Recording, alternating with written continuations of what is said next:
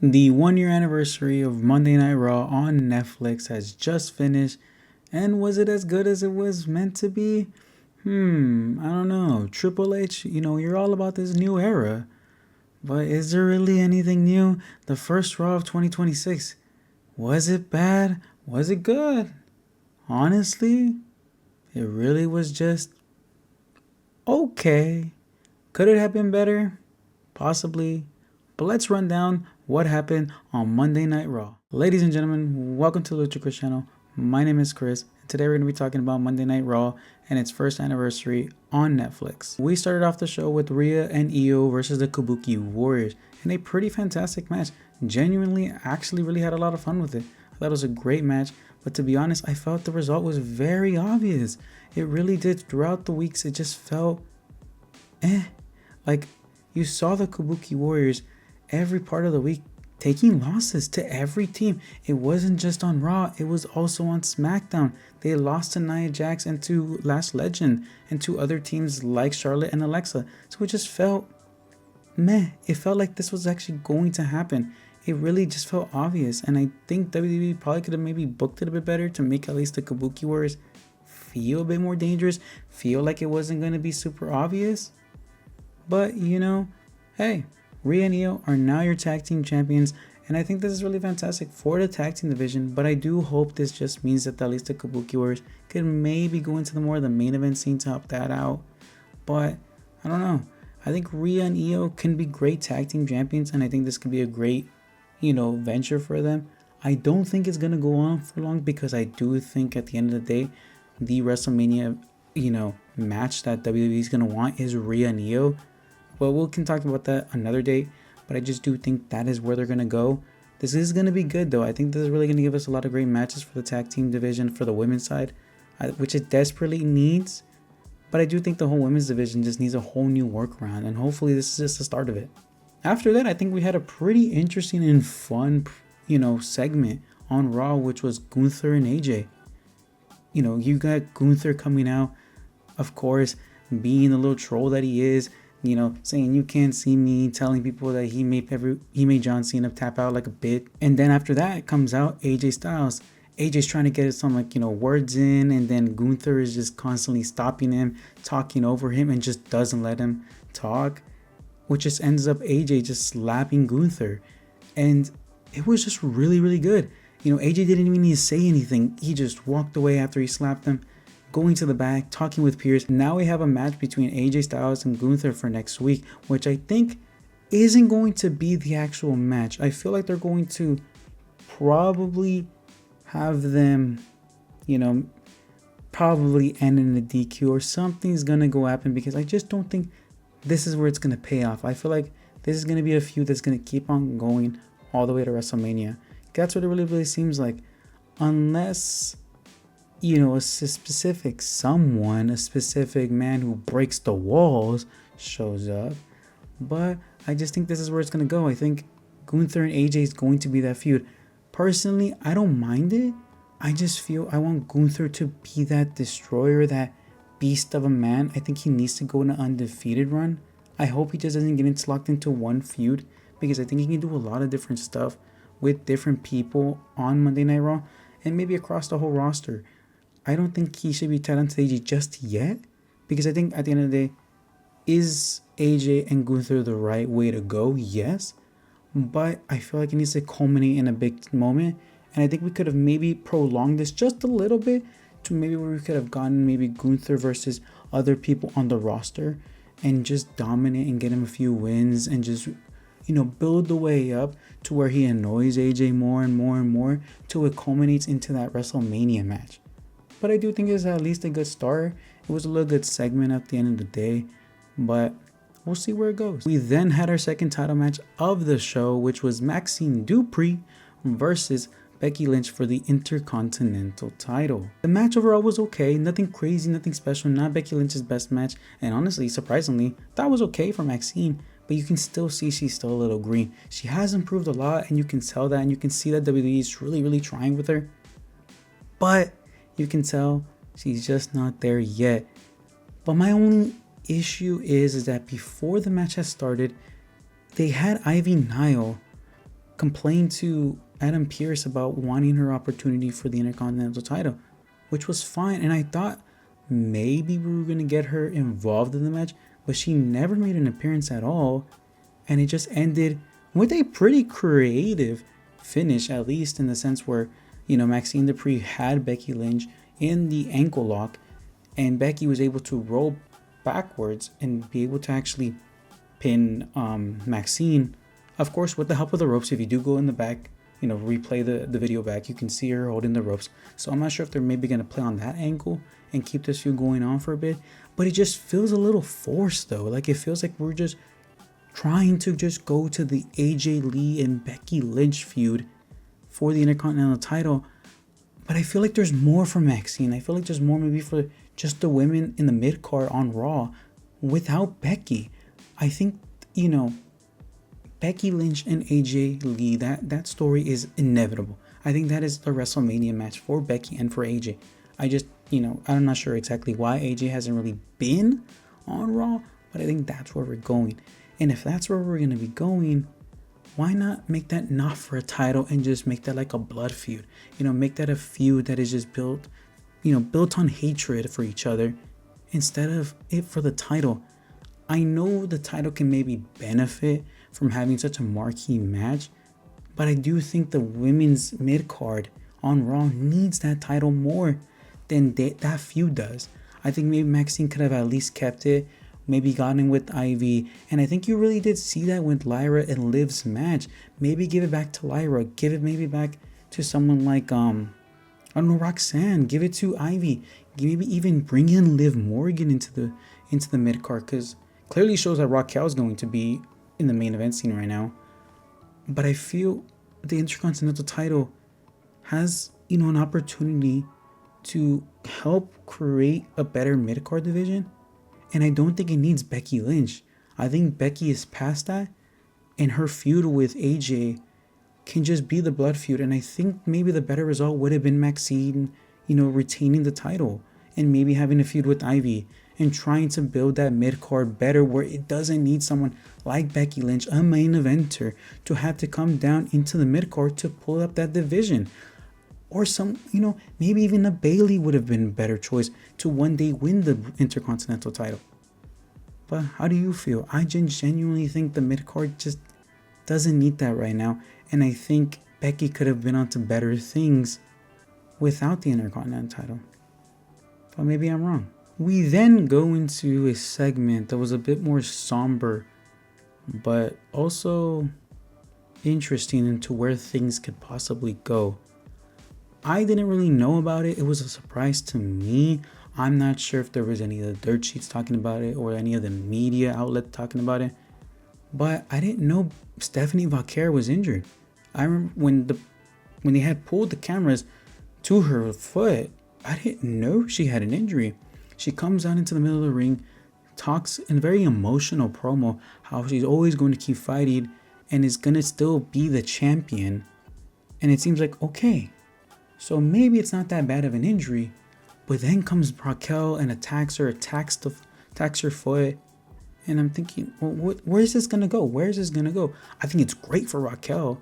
I think, this is a big opportunity for Raquel, because if this ends up being where it leads to her being the women's world champion, that is amazing for her. But then the question is, okay, if Stephanie is injured, are they going to vacate the title? Because clearly it seems like Stephanie's being written off, or at least weakened, so that if Raquel beats her at a later date, it's more believable, I guess. But what does it mean? Because if they do relinquish, Stephanie's title, what do you do with the title? Do we have like a tournament again? What do we do? Or what I think, if they do strip Stephanie from the title, maybe make the Women's Rumble for the Women's World title. That could be interesting. That could be something I think could add a lot of stakes, even more stakes to the Rumble. But I know some people want to keep the Rumble sacred and just have it just be that for the opportunity at a world title at WrestleMania. But who knows? We have to see what can happen. But I do think either if we do give it to Raquel, fantastic for Raquel. this is a huge opportunity for her.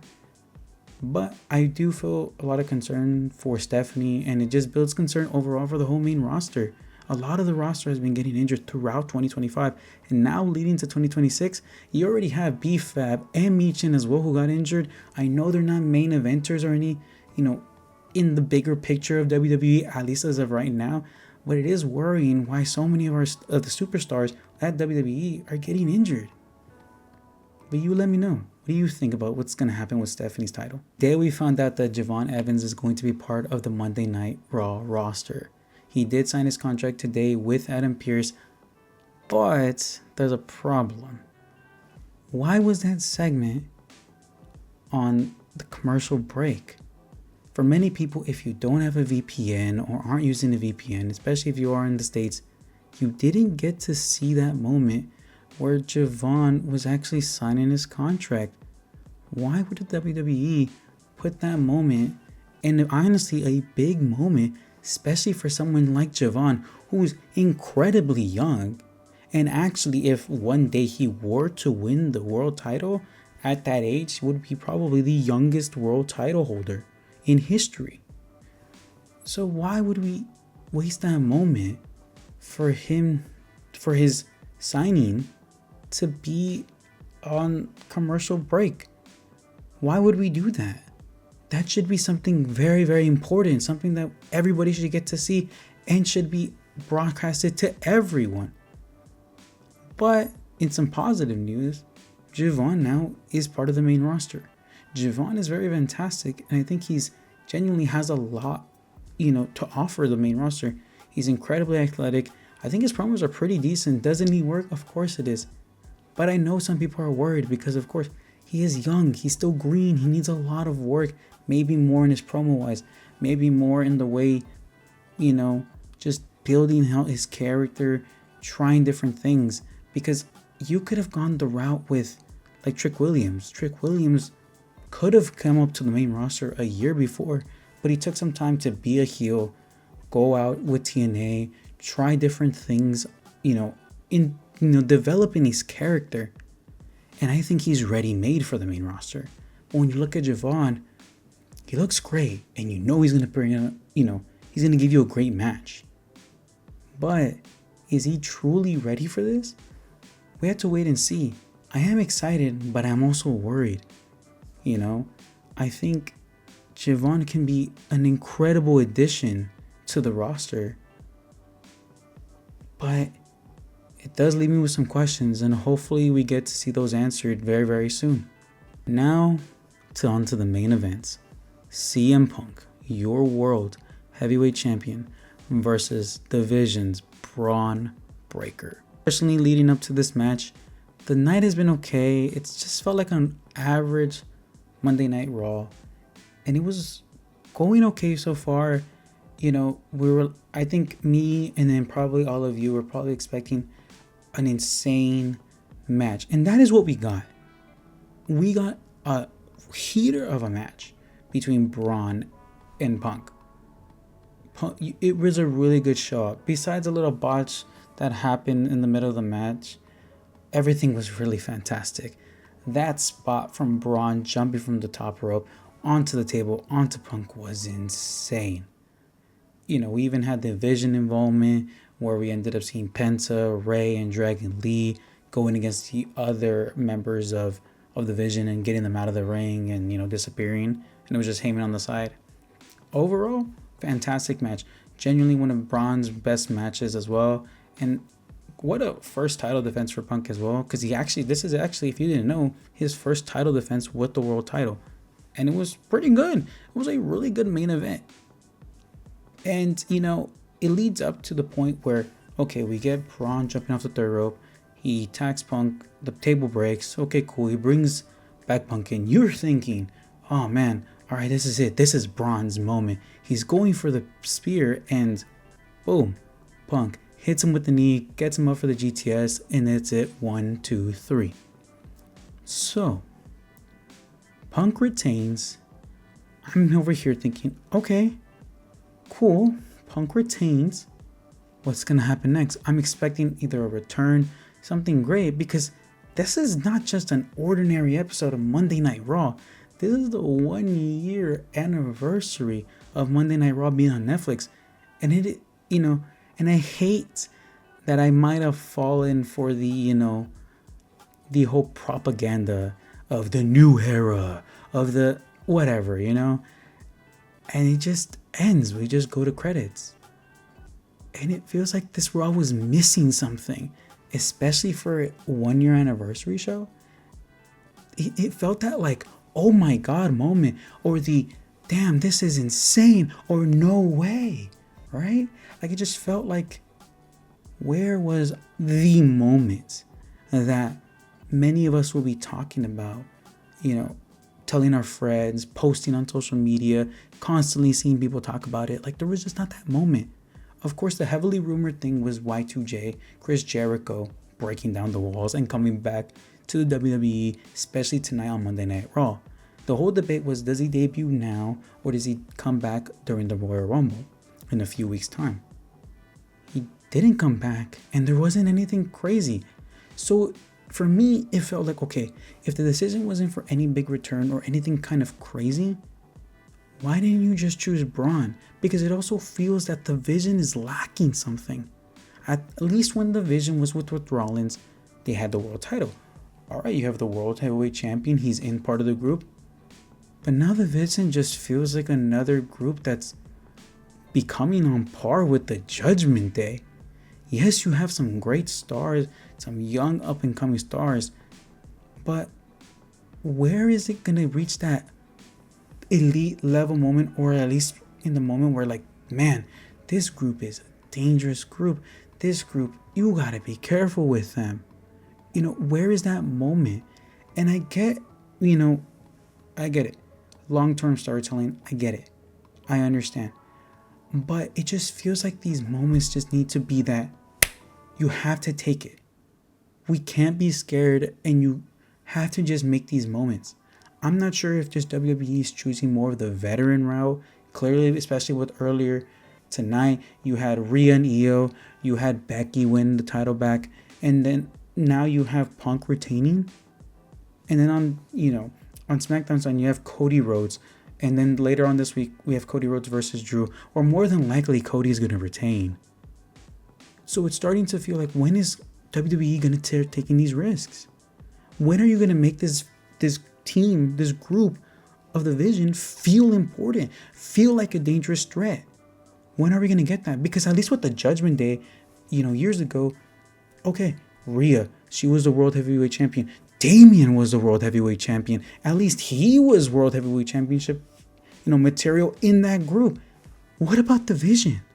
If Braun Breaker is going to be the main guy for WWE and main eventing multiple PLEs throughout the future now, in the next 10, 20, 30 years, whatever it may be, and you have people that you want to put, on a pedestal like Bronson Reed, Austin Theory, Logan Paul, don't you think that group needs some titles?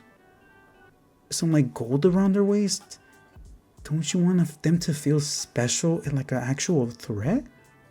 Because if you're waiting from now to either, let's say, Braun wins the Rumble or all the way to WrestleMania, don't you feel like this group is beginning to feel stale and it's going to start to feel like that summer cycle that the Judgment Day went through, where like, you remember when Finn was constantly going against Seth for the world title, and that same thing over again, getting hit with the briefcase, getting stomped in the face, and nothing ever happening? Is that what we're going to go through, a cycle? So it's really worrying, not only just for the overall episode, but just the future for the world title, for the Vision. And I hope I'm wrong for, being worried. Hopefully this leads into something fantastic for the group and just leads for great. But if we're going to get this match later on, why didn't we just save it for later on? Why are we giving Braun this loss now? Why not give him the big old win later and slowly build up to it? Because you put the Vision up on this level when really you're still treating them down here.